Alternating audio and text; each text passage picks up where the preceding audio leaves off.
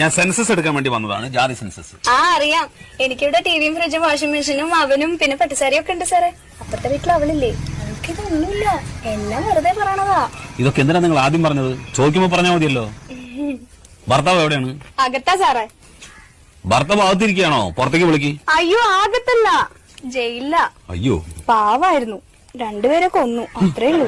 ഇപ്പൊ 7 വർഷമായി അവിടെയാ. അതെയോ? ഈ വീട്ടില് നിങ്ങൾ ഒറ്റയ്ക്കാ താമസം? ഏയ് എന്റെ മോനുണ്ട്, അവനിപ്പോ 4 വയസ്സായി. ഭർത്താവ് 7 വർഷമായിട്ട് ജയിലിലാ പറഞ്ഞു, കുട്ടിക്ക് 4 വയസ്സ്. അതെങ്ങനെ സംഭവിച്ചു? അതാളെ ഇടയ്ക്കിടയ്ക്ക് കരോളിന് വരുവേ. കരോളോ?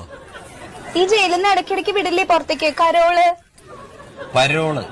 ആ ചില സ്ഥലത്ത് അങ്ങനെയും പറയും. ശരി, പേര്? വത്സല.